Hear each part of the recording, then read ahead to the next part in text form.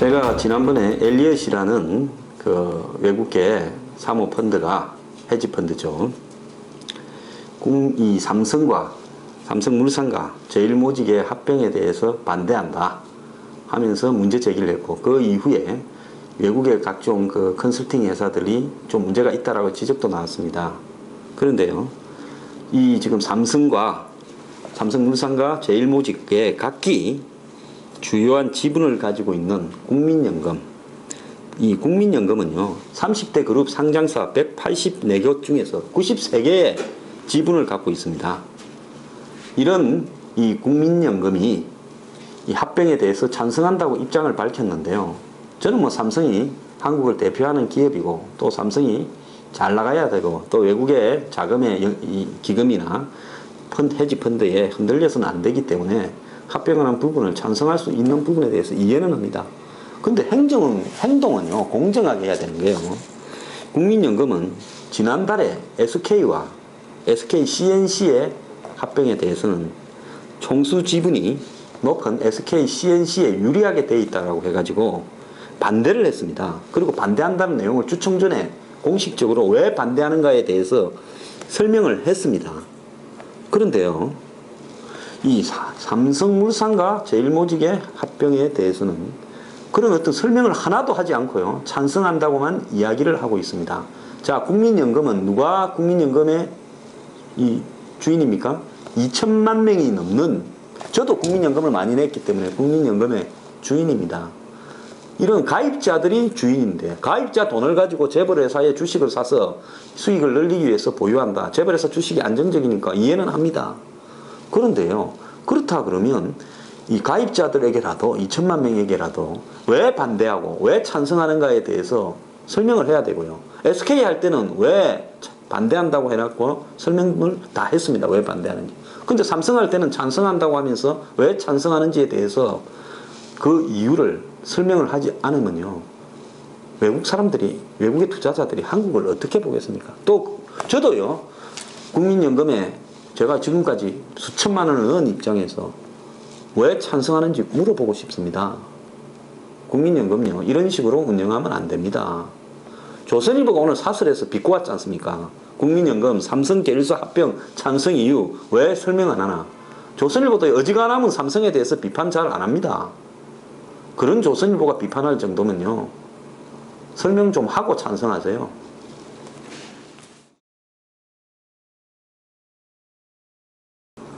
소설 제목에도 넣은 인천 만석동의 갱이부리 마을이라고 있죠. 김중미 씨의 소설 갱이부리 마을 아이들이라는 소설도 있어가지고, 그 소설 옛날에 뭐 고등학교 입시와 관련해서 애들도 많이 보고 그러지 않습니까? 근데 여기에 쪽방 동네인데요, 뭐 한 600명이 살고 있대요. 근데 이걸 갖다가 인천시에서 아마 구청에서 지역 경제에 도움이 준다고 이 쪽방촌을 관광 코스로 넣는다 하니까 이 부분에 대해서 가난의 상품화를 한다라고 논란이 벌어지고 있습니다. 저는 인천에 이 해당 구청이, 동구청이, 구청장님께서 쪽방촌에 살아본 적이 있느냐 한번 묻고 싶은데요, 정말 우리 시대에 이런 어떤 부분이 있는가라는 이 충격을 느끼게 될 겁니다. 저는 어릴 때 쪽방촌에 살아본 적이 있습니다. 그렇기 때문에 쪽방촌에 사는 게 얼마나 고통스러운지 잘 알고 있어요. 그런데 이걸 갖다 상품화 하겠다.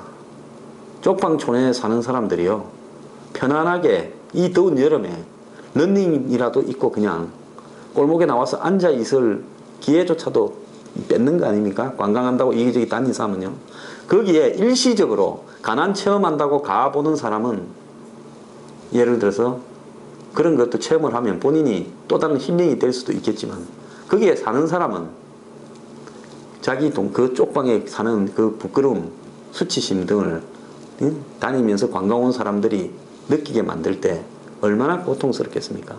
그렇기 때문에 예를 들어서 뭐 달동네에 요즘 그림 그려가지고 개발하고, 또 브라질도 가면 아주 높은 달동네가 관광 코스가 돼 있다, 이런 부분이 있는데요, 그렇지만은 정말로 이 뭐 부산 감전동에 있는 그 달동네 이런 부분은 뭐 가서 보면 그렇게 뭐 쪽방촌이라고 부를 정도까지는 아닙니다.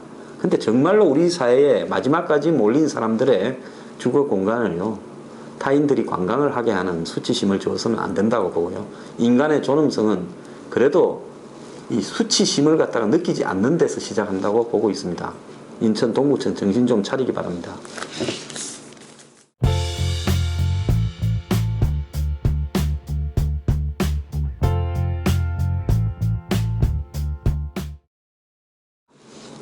짧은 이야기들, 재밌는 이야기를 좀 하겠습니다.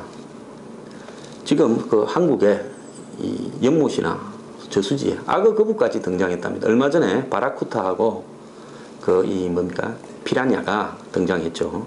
강원도 뭐 행성인가 그랬는데 그 저수지에 물을 다 뺐답니다. 근데 이제 이 찾아내지를 못했어요. 제가 공포 영화의 상상력을 갖다 좀 이용하자면 물이 빠지기 시작하니까 피라냐가 진흙 속으로 들어가 가지고 그 안에서 숨을 쉬면서 살아있다가 나중에 다시 물이 고이면 나타날 수도 있습니다. 제가 이 아프리카에 보면 갈수기가 되니까 악어가요, 진흙 속으로 들어가가 나중에 진흙이 굳어져 가지고 세멘트처럼 돼 있어도 나중에 비가 오니까요, 그걸 뚫고 다시 악어가 살아나는 걸 봤어요. 그 이야기 하려고 하는 게 아니라 그 물 빼는데 2천만 원 들었고요, 거기에 수십 명이 피라냐 새끼라도 있는가 찾는다고 며칠을 고생했습니다. 자, 앞으로요, 악어 거북 이건 사람 손가락 물면 떨어지는 미국에 있는 야생 아주 강한 건데요, 이걸 갖다가 한국에 관상용으로 들러와가 풀었습니다. 지금 한국에 보면 그 청거북이 있지 않습니까? 그거 풀어가지고 청거북이가 지금 연못이나 이런 데 얼마나 많이 깔렸습니까? 그래서요, 이런 어떤 부분들이 결국은 한국의 해양 생태계, 내수면 해양 생태계를 파괴할 수 있으니까 앞으로는 이런 걸 이렇게 버린 사람들에 대해서는 강력한 처벌을 하는 쪽으로 법이 개정되어야지. 왜 이 국가 돈이 그러잖아도 예산 모자라는데 이런 돈에 수천만 원 써야가 되겠습니까? 그리고요, 여러분, 이 고시원의 평당 임대료가 타워 팰리스, 한국의 가장 부자들이 사는 삼성 타워 팰리스 평당 임대료보다 더 비싸다. 믿기십니까? 실제로 조사를 해보니까 고시원의 평당 임대료가 15만 2천 원입니다. 저는 맞다고 봐요. 고시원이 보통 보면 평당 한 두세 평 되잖아요. 그래서 4, 50만 원 받지 않습니까? 그러니까 평당 임대료가 이게 맞지요. 자, 타워 팰리스 평당 임대료요, 2012년에 네이버에서 조사한 거랍니다. 11만 8천 원이었다는 거예요. 아, 그거 맞습니까? 한 100평쯤 되면요, 계산 한번 해보십시오.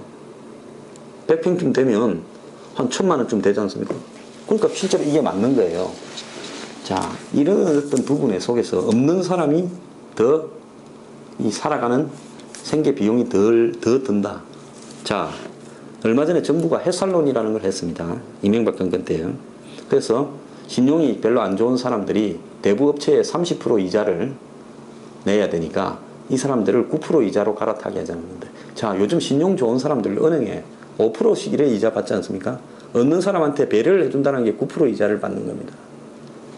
자, 돈이 있는 사람은 물건을 좀 더 싸고 사고, 돈이 없는 사람들이 정말로 물건을 비싸게 산다라는 걸 저는 뭐 이 대형 할인점이나 백화점 가면서 많이 느낀 적이 있었어요. 그래서 실질적으로 없는 사람이 살아가는데 단위당 비용이 더 든다. 이것이 결국은 불평등이나 양극화를 가속화시킨다는 측면에서요, 우리가 좀 고민을 해야 될 부분이 있다고 보고요. 아까 재벌 면세점 이야기했는데, 이 면세점 발표하기도 전에 당일날 아침에 3시에 발표했는데 아침에 뭐 9시 장 열자마자부터 어디가 면세점 받을 거다 다 알려져 가지고 주가가 폭등을 했습니다. 그래서요, 이 주가 폭등 부분으로 돈을 번 사람들이 많다는데 누가 이 정보를 유출했는지 관계 당국은 조사해서 잡아서 처벌을 좀 해야 될 거라고 봅니다.